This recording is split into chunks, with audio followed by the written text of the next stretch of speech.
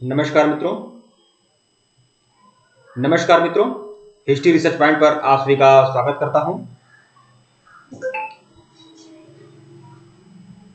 NCERT history class 12 भारतीय इतिहास के कुछ विषय, एनसीईआरटी हिस्ट्री क्लास 12 भारतीय इतिहास के कुछ विषय और लेक्चर संख्या 4, चैप्टर का नाम है राजा, किसान और नगर।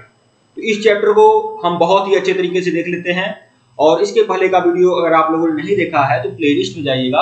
एनसीईआरटी हिस्ट्री क्लास 12 लेक्चर्स के नाम से प्लेलिस्ट बनी हुई है, प्लेलिस्ट में जाइए और सभी वीडियो को देखिए। राजा, किसान और नगर, यह लेक्चर संख्या 4। हमारा ऑफिशियल व्हाट्सएप नंबर डिस्क्रिप्शन में है, ऊपर भी हमारा ऑफिशियल व्हाट्सएप नंबर शो कर रहा है। जिनको भी कंप्लीट कोर्स ज्वाइन करना है, एनसीईआरटी का कंप्लीट कोर्स 1499 रुपए का है, जिनको भी ज्वाइन करना है हमारे ऑफिशियल व्हाट्सएप नंबर पर मैसेज करिएगा, ठीक है। राजा, किसान और नगर चैप्टर का नाम है। एक बात और कहना चाहूंगा आप लोगों से कि एनसीईआरटी का जो कंप्लीट कोर्स है ये 1 ईयर सब्सक्रिप्शन के साथ है 1499 रुपए का।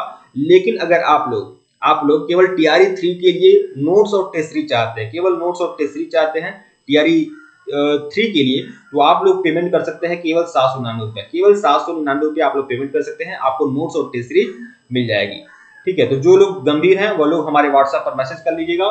व्हाट्सएप नंबर डिस्क्रिप्शन में है और यहाँ पर भी शो हो रहा है 8318397276। आइए शुरुआत करते हैं। राजा, किसान और नगर हम लोगों ने कुछ भागों को देख लिया था।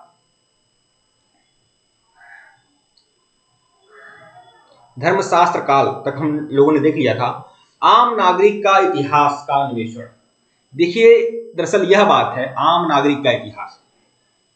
हम लोग जो भी इतिहास में पढ़ते हैं, हम जो भी लोग प्राचीन इतिहास पढ़ते हैं, मध्यकालीन इतिहास पढ़ते हैं, तो उसमें क्या पढ़ते हैं? राजवंशों का इतिहास पढ़ते हैं।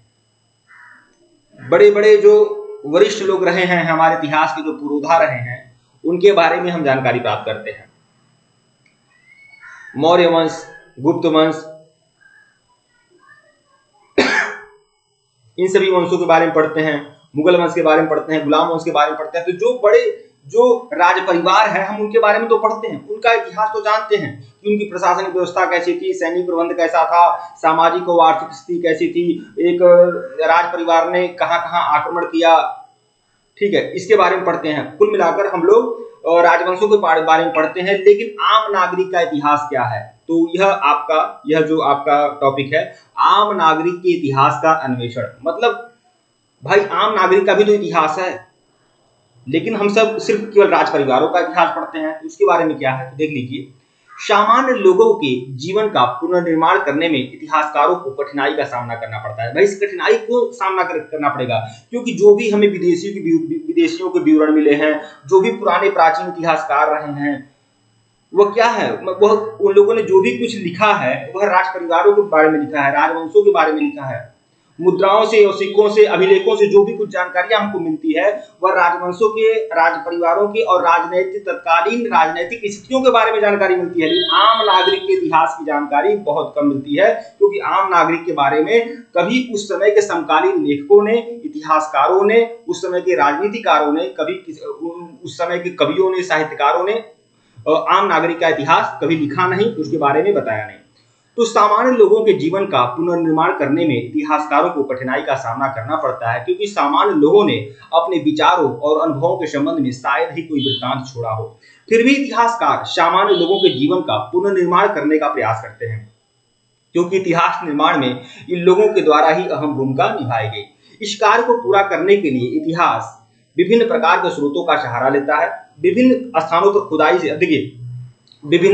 पर खुदाई से मिले अनाज के दाने, जानवरों की हड्डियां जिससे मिलती हैं, जिससे यह पता चलता है कि वे किन फसलों से परिचित थे और किन पशुओं का पालन करते थे, मतलब कौन सा पशु पालते थे, ठीक है। सामान्य लोगों में कौन कौन से पशुओं को पालने का रिवाज था, किस प्रकार से कृषि होती थी, कौन कौन से अनाज के दाने मिले, जानवरों की हड्डियां मिली। तो इससे क्या है, आम नागरिकों के इतिहास के बारे में, आम नागरिकों के सामाजिक और आर्थिक स्थिति के बारे में पता चलता है। लेकिन ज्यादातर तो राज परिवारों के बारे में पता चलता है, संभ्रांत लोगों के बारे में पता चलता है, सामंतों के बारे में पता चलता है। एक थोड़ा बहुत आम नागरिक के इतिहास की जानकारी के यही थोड़े बहुत स्रोत हैं। भवनों और मृत भांडों से उनके घरेलू जीवन का पता चलता है। अब आम नागरिक के बारे में भवन और मृदभांड मतलब मिट्टी के बर्तनों से उनके घरेलू जीवन का पता चलता है। अभिलेखों से शिल्प उत्पादन का पता चलता है। भूमि अनुदान पत्रों से ग्रामीण जीवन की झांकी का पता चलता है। इससे ग्राम के उत्पादन और गांव के सभी वर्गों के बारे में जानकारी मिलती है। कुछ साहित्य भी देखिए, अब कुछ बहुत ज्यादा साहित्य तो केवल राज परिवारों के बारे में लिखा गया है ना, मृच्छकटकम लिखा गया, या फिर मुद्रा राक्षस लिखा गया, कादम्बरी लिखा गया, नागानंद, जो भी कुछ बड़े से बड़ा जैसे अर्थशास्त्री लिखा गया, वो क्या है, राजवंशों को और राजनीतिक स्थिति के बारे में लिखा गया। लेकिन कुछ ऐसे भी साहित्यकार थे जिन्होंने सामान्य लोगों के जीवन पर प्रकाश डाला। उदाहरण के लिए जातक कथाएं। देखिए, जातक कथाओं और पंचतंत्र की कहानियों में से इस प्रकार की जानकारी मिलती है। देखिए, पंचतंत्र की कहानियों में कहानियों के माध्यम से उस समय का जो भी समकालीन जनजीवन रहा उसके बारे में जानकारी मिलती है, और जातक कथाओं से भी जानकारी मिलती है। ठीक है, जातक कथाओं और पंचतंत्र से उस समय के मतलब सामान्य जन के बारे में जानकारी मिलती है। कुल मिलाकर इस टॉपिक में यह था कि सामान्य लोगों के इतिहास की जानकारी की क्या स्रोत है। अगला टॉपिक देखिए, पांड्य सरदार को दी जाने वाली वस्तु की जानकारी। पांड्य सरदारों को दी जाने वाली वस्तु की जानकारी। दरअसल ये दक्षिण भारत से संबंधित है। दक्षिण भारत में चोल, पांड्य, चेर, 3 प्रकार के राज परिवार होते थे, चोल, पांड्य, चेर। ठीक है, तो वही पांड्य जो राजवंश था उसके बारे में है कि पांड्य सरदारों को दी जाने वाली वस्तु की जानकारी। देखिए कितना बढ़िया यह नोट्स है। ये सारे नोट्स और सारी टेस्ट सीरीज आप लोगों को मिल जाएगी, और यह राजा, किसान और नगर, भारतीय इतिहास के कुछ विषय, पाठ्य पुस्तक से संबंधित यह आपका सारा का सारा नोट्स है। आपको सारे नोट्स मिल जाएंगे, सारे टेस्ट सीरीज मिल जाएगी, हैंड रिटन नोट्स मिल जाएंगे। समय बहुत कम है। अगर आप लोग कंप्लीट 1 ईयर सब्सक्रिप्शन वाला कोर्स चाहते हैं तो 1499 रुपया पेमेंट करना पड़ेगा, और अगर आप केवल PRE 3 के लिए नोट्स और टेस्ट सीरीज चाहते हैं तो आपको सब कुछ मिल जाएगा भैया, आपको सब कुछ मिल जाएगा, और उसकी जो फीस है केवल 799 रुपया रखी गई है। तो आप हमारे व्हाट्सएप पर मैसेज करिए और आप इसका फायदा उठा सकते हैं। पांड्य सरदारों को दी जाने वाली वस्तु की जानकारी। पांड्य या सरदार की भेंट की गई वस्तुओं की जानकारी। देखिए, ये वस्तु कौन भेंट करता था? सामान्य लोग, आम नागरिक, जनता, पब्लिक क्या करती थी? टैक्स के रूप में पांड्य सरदारों को वस्तुएं देती थी। ठीक है, पांड्य सरदारों को भेंट की गई वस्तुओं की जानकारी किसमें मिलती है? शिलप्पाधिकारम यह पुस्तक है, ग्रंथ है, और इसके लेखक कौन है? इलांगो वादिगल, शॉर्ट में इनको इलांगो बोलते हैं। तो यह लेखक है, शिलप्पाधिकारम के लेखक है इलांगो वादिगल, और इसमें पांड्य सरदारों को जो सामान्य जनता भेंट देती है इसके बारे में जानकारी है। देखिए, पहाड़ी लोग वाणिज्य के लिए, राजा के लिए हाथी दांत, देखिए क्या क्या देते थे लोग पांड्य सरदारों को? हाथी दांत, शहद, चंदन, सिंदूर के गोले, काजल, हल्दी, इलायची, काली मिर्च, कंद का आटा वगैरह आदि देते थे। कुल मिलाकर जिसके पास जो उत्पाद होते थे ना, उसी उत्पाद में से वह राजा के लिए गिफ्ट करते थे, और वह गिफ्ट देना पड़ता था हम लोगों को। ठीक है, और वैदिक काल में इसे भोग कहा जाता था। वैदिक काल में इसे भोग कहा जाता था जब सामान्य लोग अपने हिस्से का कुछ न कुछ राजा को देते थे। ठीक है, लेकिन यहाँ पर पांड्य सरदारों को दिया जाता था, और पांड्य सरदारों को जो पहाड़ी लोग थे, मतलब वहां के जो पब्लिक थी जो टैक्स देती थी, और जो कौन कौन सी चीजें देती थी, इसका यह नाम ध्यान रखिएगा आप लोग। इन्होंने राजा को बड़े नारियल, देखिए नारियल भी देते थे, आम देते थे, दवाई में काम आने वाली हरी पत्तियों की मालाएं, तरह तरह के फल फूल, प्याज, गन्ना, फूल, सुपारी के गुच्छे, पके केलों के गुच्छे, मतलब पके केलों का जो पूरा घर होता है वह देते थे। फिर जानवरों या पक्षियों के बच्चे आदि का अर्पण करते थे। मतलब जिसके पास जो भी कुछ होता था ना, वो पांड्य सरदार को देता था, और यह लिस्ट आप लोग ध्यान रखिएगा। ठीक है, तो देखिए पांड्य सरदारों को यह सब चीजें मिलती थी। एक गांव है दुगुन गांव, बहुत ही चर्चा में रहता है दुगुन गांव, मतलब इस लेसन में यह दुगुन गांव। दरअसल दुगुन गांव क्या है? यह दुगुन गांव वह है, देखिए गुप्त वंश के जो संस्थापक थे वह श्रीगुप्त थे। श्रीगुप्त के बाद गुप्त वंश का जो राजा हुआ वह घटोत्कच हुआ, और घटोत्कच के बाद गुप्त वंश का राजा हुआ चंद्रगुप्त प्रथम, और चंद्रगुप्त प्रथम ही गुप्त वंश का प्रथम स्वतंत्र शासक था, चंद्रगुप्त प्रथम। और चंद्रगुप्त प्रथम के बाद शासक बनता है समुद्रगुप्त, और समुद्रगुप्त के बाद चंद्रगुप्त विक्रमादित्य। चंद्रगुप्त विक्रमादित्य को हम चंद्रगुप्त सेकंड भी कहते हैं। तो चंद्रगुप्त विक्रमादित्य की पुत्री थी प्रभावती गुप्त, जिनका विवाह वाकाटक वंश के राजकुमार से हुआ था। तो प्रभावती गुप्त का एक अभिलेख है पूना अभिलेख। पूना अभिलेख क्या है? प्रभावती गुप्त का अभिलेख है। आगे मैं जानकारी दूंगा कि प्रभावती गुप्त के पूना अभिलेख के बारे में, लेकिन बस ये बात आपको बता दूं कि प्रभावती गुप्त किसकी पुत्री थी? वह चंद्रगुप्त सेकंड की पुत्री थी और इनका एक अभिलेख है पूना अभिलेख। ठीक है। अब प्रभावती गुप्त के बारे में यह ध्यान रखिएगा कि प्रभावती गुप्त ने दुगुन गांव एक भिक्षु को दिया था। तो उसी दुगुन गांव के बारे में है। देखिए, दुगुन गांव वह गांव है जिसे प्रभावती गुप्त ने एक भिक्षु को भूमि अनुदान के रूप में दिया था। इस अनुदान पत्र से हमें गांव में पैदा होने वाले वस्तुओं की जानकारी मिलती है। मतलब वह दुगुन गांव जो है ना, वह एक भिक्षु को दिया था, बौद्ध भिक्षु को दिया था दुगुन गांव। किसने? प्रभावती गुप्त ने। अब बौद्ध भिक्षु गांव लेकर भैया क्या करेगा? तो बौद्ध भिक्षु क्या किया, उस गांव को मतलब कि फिर उस गांव पर क्या करने लगा? बौद्ध भिक्षु उस पर टैक्स लेने लगा। ठीक है, उस पर टैक्स लेने लगा। मतलब जो भी उत्पाद होता था, वह उत्पाद वो लोग किसको देते थे? बौद्ध भिक्षु को देते थे। तो वही दुगुन गांव जो है वह प्रभावती गुप्त ने भिक्षु को दान में दिया था। और इस अनुदान से पत्र में जो भी गांव से जो भी पैदा वस्तु होती थी वह भिक्षु को मिलती थी। तो देखिए, दुगुन गांव की वस्तुओं में क्या क्या खास था? घास, जानवरों की खाल, कोयला, मदिरा, नमक, खनिज पदार्थ, खाद्य वृक्ष के उत्पाद, फल, दूध आदि शामिल थे। मतलब यह गांव में प्रोडक्ट होता था दुगुन गांव में। ठीक है, तो यह ध्यान रखिएगा, विशेष रूप से यह ध्यान रखिएगा। दुगुन गांव किसने दिया था? विक्रमा सेकंड की पुत्री थी प्रभावती गुप्त, जो वाकाटक वंश के राजकुमार से ब्याही गई थी, और उन्होंने यह गांव भिक्षु को दान में दिया था। आगे देखिएगा, अभिलेख शास्त्री और उनकी समस्या। अभिलेख शास्त्री कौन होते हैं भैया? अभिलेख शास्त्री वह होते हैं जो अभिलेखों को पढ़ते हैं, अभिलेखों को समझते हैं। पुराने जो भी अभिलेख हैं, अभिलेख का मतलब सिर्फ शिलालेख नहीं है। शिलालेख, स्तंभलेख, गुहालेख, ताम्रलेख, शिलालेख, स्तंभलेख, गुहालेख, ताम्रलेख, जो भी कठोर सतहों पर उत्कीर्ण जानकारी को हम अभिलेख कहते हैं। हम कागज पर कुछ नोट्स लिखा गया है या कागज या ग्रंथों को हम अभिलेख नहीं कहते हैं। कठोर सतहों पर उत्कीर्ण जो जानकारी होती है उसको ही हम अभिलेख कहते हैं। तो अभिलेख में शिलालेख भी आ जाता है, स्तंभलेख आ जाता है, गुहालेख मतलब गुफाओं में लिखा अभिलेख, फिर ताम्रलेख भी आता है। तो इसका अध्ययन करने वाले जो लोग होते हैं, इसका अध्ययन करने वाले जो वैज्ञानिक होते हैं, उसे हम अभिलेख शास्त्री कहते हैं। तो अभिलेख शास्त्री और उनकी समस्या, भैया अभिलेख शास्त्री और उनकी समस्या क्या है? मतलब कौन कौन सी समस्याओं का सामना करना पड़ता है अगर वह किसी अभिलेख की जानकारी जुटाते हैं, अन्वेषण करते हैं। तो अभिलेख शास्त्री और उनकी समस्या। देखिए, अभिलेखों की अध्ययनकर्ता और विश्लेषणकर्ता को हम अभिलेख शास्त्री कहते हैं। अपने कार्य के संपादन में अभिलेख शास्त्रियों को निम्नलिखित समस्याओं का सामना करना पड़ता है। देखिए, अभिलेख शास्त्रियों को कभी कभी तकनीकी सीमा का सामना करना पड़ता है। अक्षरों को हल्के ढंग से उत्कीर्ण किया जाता है। अब देखिए, कोई पुराना अभिलेख है, उसमें कुछ खुदा गया है, कुछ चीजें ब्लर हो गई हैं, कैसे पता चल पाएगा?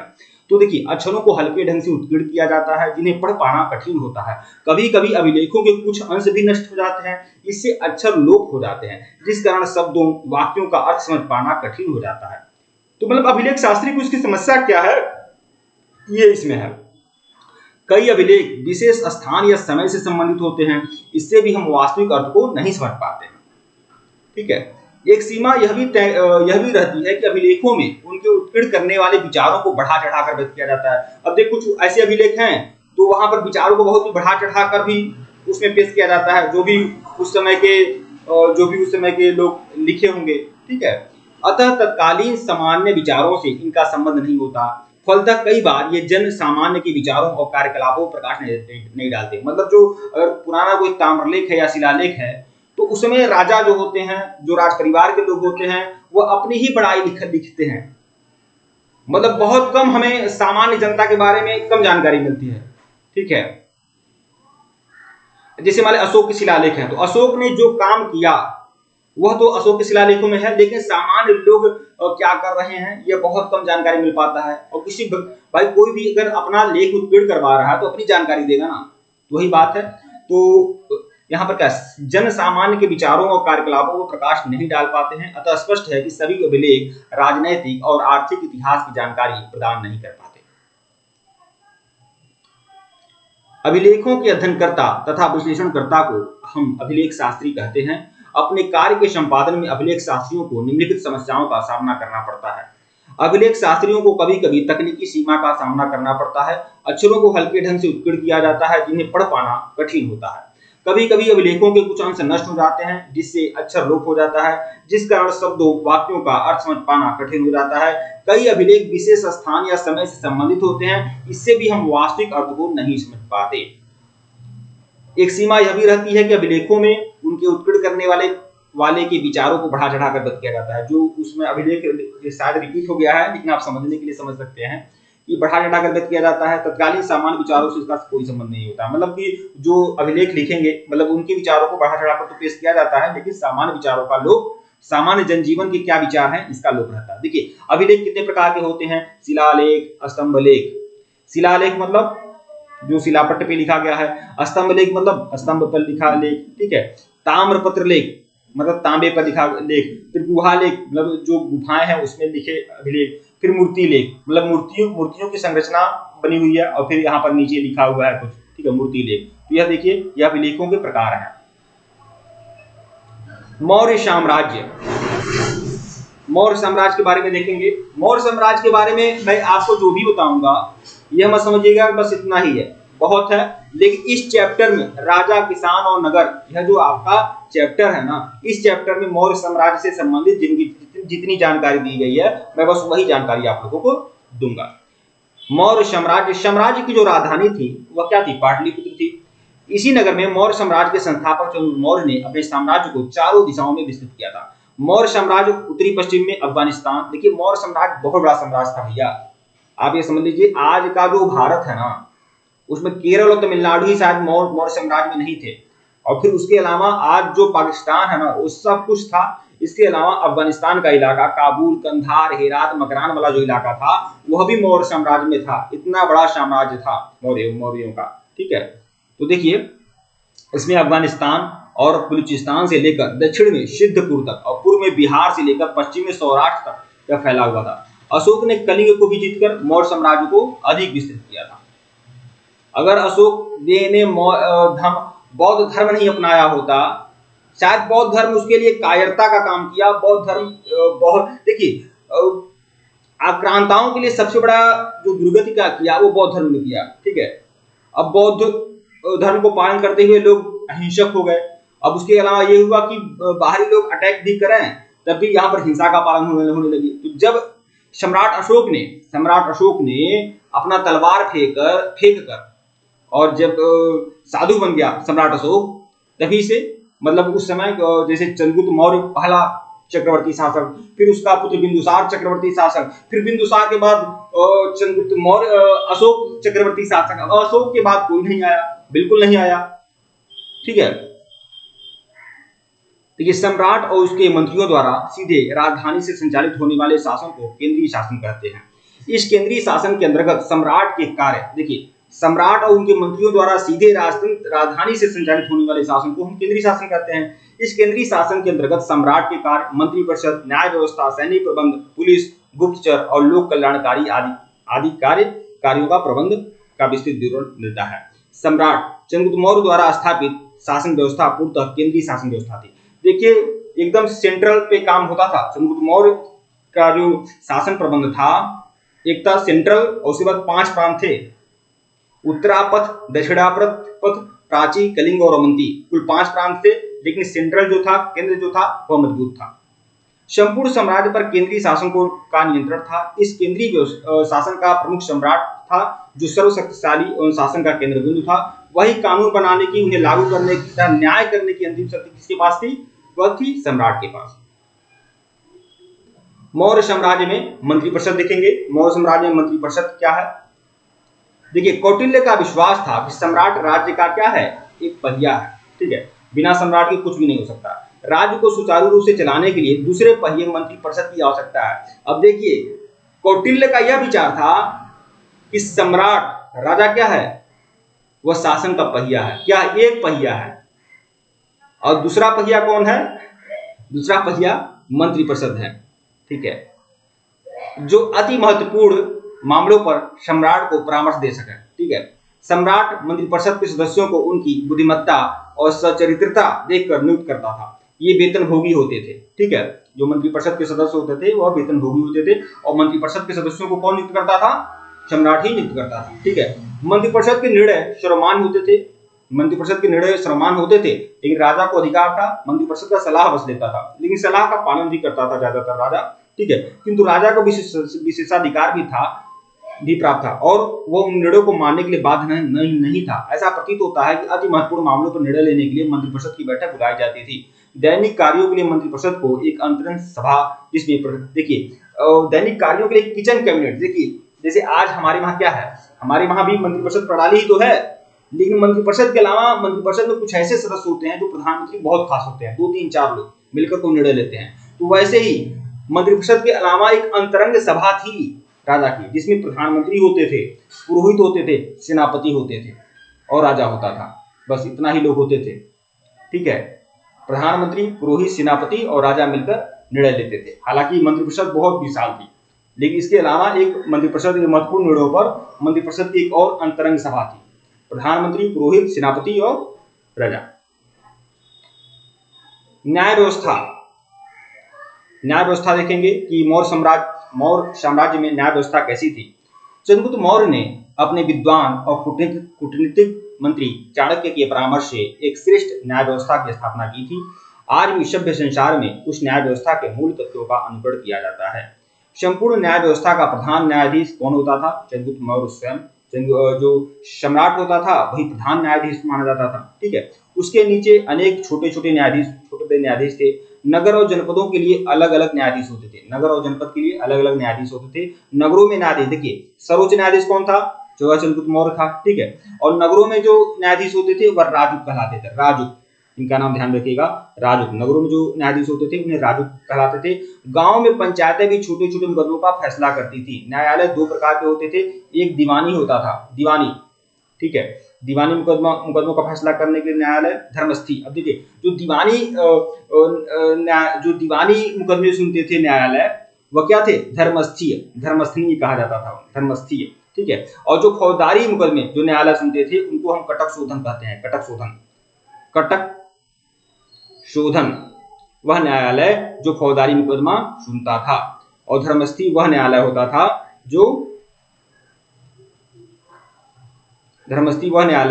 जो दीवानी मुकदमा सुनता था। धर्मस्थी दीवानी मुकदमा सुनता था, और फौजदारी मुकदमे के लिए कौन होता था? कटक शोधन। निचले न्यायालय के मुकदमों को फैसले को विरुद्ध अपीलें बड़े न्यायालय में सुनी जा सकती थी। मतलब सिंगल बेंच में अगर आप हार जाइए तो डबल बेंच जा सकते हैं। अपराधों को कम करने के लिए चंद्रगुप्त के काल में कठोर दंड दिए जाते थे। कौटिल्य ने अर्थशास्त्र के अनुसार 18 प्रकार के, देखिए कौटिल्य के अनुसार 18 प्रकार के दंड थे। कौटिल्य ने अर्थशास्त्र के अनुसार 18 प्रकार के दंड दिए जाते थे। जुर्माने, अंगभंग, मृत्युदंड का दंड साधारण रूप से दिया जाता था। कठोर दंड के कारण अपराध बहुत कम होते थे। लोग घरों में बिना ताला लगाए भी बाहर चले जाते थे। यह चीजें ध्यान रखिएगा आप लोग। तो अब इस टॉपिक में क्या खास है? इस टॉपिक में यह खास है आपका, जो सबसे खास है, ठीक है, वह आपका यह है कि जो चंद्रगुप्त मौर्य था, मतलब राजा जो था वही सर्वोच्च न्यायाधीश था, और जो नगरों में न्यायाधीश होते थे उन्हें हम राजुक कहते थे। जो फौजदारी न्यायालय के न्यायाधीश होते थे, मारपीट, हत्या, चोरी के मुकदमे के जो न्यायाधीश होते थे वह होते थे कटक शोधन न्यायालय जो होते थे कटक शोधन कहलाते थे। और दीवानी न्यायालय क्या कहलाता था? धर्मस्थीय, ठीक है। यह चीजें ध्यान में आप लोग रखिएगा। सैनिक व्यवस्था, अब सैनिक व्यवस्था कैसी थी मौर्य साम्राज्य में? तो चंद्रगुप्त मौर्य ने चतुरंगड़ी की व्यवस्था की थी। अब देखिए चतुरंगड़ी सेना आप लोग बहुत सुन चुके हैं, बहुत जान चुके हैं। महाभारत में या रामायण में भी चतुरंगड़ी सेना दिखाई गई है और बताया गया है। ये चतुरंगड़ी सेना है क्या भैया? देखिए चतुरंगड़ी सेना वह थी जो 4 भागों में विभाजित थी। देखिए चतुरंगड़ी सेना जो होती थी वह 4 भागों में विभाजित थी। पैदल, अश्वारोही, हाथी और रथ। मतलब वह सेना जो रथों में सवार रहती थी, वह सेना जो हाथी में सवार रहती थी, वह सेना जो घोड़े पर सवार रहती थी, और वह सेना जो पैदल चला करती थी, ठीक है। पैदल, अश्वारोही, हाथी और रथ, इसे हम चतुरंगड़ी सेना बोलते हैं। इसके अतिरिक्त देखिए चंद्रगुप्त मौर्य के पास चतुरंगड़ी सेना तो थी, हाथी, घोड़ा, रथ और पैदल सेना। इसके अतिरिक्त उसके पास जल सेना भी, बताइए जल सेना भी किसके पास था? चंद्रगुप्त मौर्य के पास। सिकंदर के पास भी जल सेना था, और सिकंदर के जल सेना का सेनापति कौन था? निर्याकस। ठीक है, तो चंद्रगुप्त मौर्य के पास भी जल सेना थी। ठीक है, मेगस्थनीज ने चंद्रगुप्त की सैनिक व्यवस्था का विस्तार से वर्णन किया है। इसके अनुसार उसकी सेना में 6 लाख की पैदल सैनिक थे। देखिए, चंद्रगुप्त मौर्य की सेना में कितने पैदल सैनिक थे? 6 लाख। 6 लाख पैदल सैनिक थे और 30,000 अश्वारोही थे, 9,000 हाथी थे, 8,000 रथ थे। यह ध्यान में रखिएगा, हो सकता है इस तरह का प्रश्न आ जाए। और क्योंकि हर प्रतियोगी परीक्षा में, हर पुस्तकों में मैं यह चीजें मैं देखा हूं जो डिटेल में रहता है कि 6 लाख पैदल सैनिक, 30,000 अश्वारोही, 8,000 रथ और 9,000 हाथी, मान लीजिए इतनी सेना थी। और प्लूटार्क ने चंद्रगुप्त मौर्य की प्रशंसा करते हुए कहा था कि चंद्रगुप्त मौर्य ने अपनी 6 लाख सेना लेकर पूरे भारत को लौट डाला है। यह लाइन थी इसकी, प्लूटार्क की, जो यूनानी विद्वान था। चंद्रगुप्त मौर्य ने अपने 6 लाख पदाति को लेकर संपूर्ण भारत को लौट डाला है। इतनी विशाल सेना रखने का प्रमुख कारण चंद्रगुप्त की महत्वाकांक्षाएं थी। उसने अनेक छोटे राज्यों को जीतकर विशाल साम्राज्य की स्थापना की और सेना के आधार पर ही किया था। वास्तव में यह युग सैनिक युग था और साम्राज्य का आधार सेना होती थी। चंद्रगुप्त मौर्य ने इसी विशाल सेना के आधार पर यवनों को पराजित करके देश से बाहर खदेड़ा। अरे यार, सेल्यूकस को हराया था चंद्रगुप्त मौर्य।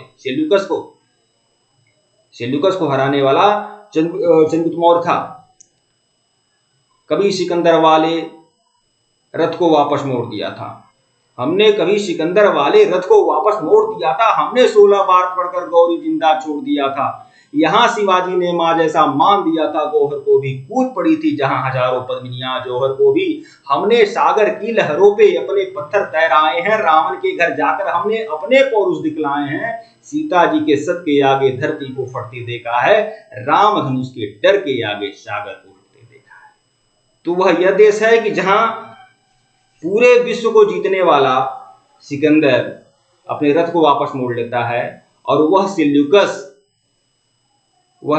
जो अपनी बेटी की डोली देकर चल जाता है। चंद्रगुप्त मौर्य से ब्याही गई थी सेल्यूकस की बेटी, और उसने काबुल, कंधार, हेरात, मकरान भी सेल्यूकस ने चंद्रगुप्त मौर्य को दिया था। और चंद्रगुप्त मौर्य की पत्नी का नाम था हेलन। हेलन के बारे में यह भी कहा जाता है कि हेलन वह महिला थी जिसने भारत में साड़ी पहनने की परंपरा का विकास किया था। ध्यान रखिएगा, इसीलिए हमारे देश में किसी भी ग्रंथों में, ज्यादातर पुराने ग्रंथों में साड़ी का उल्लेख जल्दी मिलता नहीं है। ठीक है, तो यह कुछ लोग मानते हैं कि उसने साड़ी पहनने की प्रथा का विकास किया था, हेलन ने। आगे देखिएगा, सम्राट प्रधान सेनापति होता था। यह युद्ध में सेना का संचालन भी करता था। चंद्रगुप्त मौर्य इस विशाल सेना की व्यवस्था के लिए एक युद्ध परिषद का गठन किया। देखिए, युद्ध परिषद, चंद्रगुप्त मौर्य ने युद्ध परिषद बनाया था। इसमें 30 सदस्य होते थे। युद्ध परिषद में कितने होते थे? 30 सदस्य होते थे। और चंद्रगुप्त मौर्य खुद सेना का संचालन करता था, और वही प्रधान क्या था? प्रधान सेनापति था चंद्रगुप्त मौर्य। तो उसने युद्ध के लिए युद्ध परिषद का गठन किया था चंद्रगुप्त मौर्य, और इसके युद्ध परिषद में 30 सदस्य होते थे। ये 30 सदस्य 6 समितियों में विभाजित थे। अब देखिए, इन 30 सदस्यों के लिए कितनी समिति होती थी? 6 समिति होती थी। मतलब एक समिति में कितने सदस्य हो रहे हैं? 5 सदस्य हो रहे हैं। वही देखिए, युद्ध परिषद जो होती थी 30 सदस्यों वाली समिति थी। 30 सदस्यों की 6 समितियों में विभाजित किया गया था। इस प्रकार 5 सदस्यों की प्रत्येक समिति सेना के एक भाग का व्यवस्था देखती थी। पहली समिति देखिए क्या करती थी? पहली समिति जल सेना का प्रबंध करती थी। दूसरी समिति क्या करती थी? सेना के लिए विभिन्न प्रकार की सामग्री, मतलब खाने पीने का प्रबंध करती थी।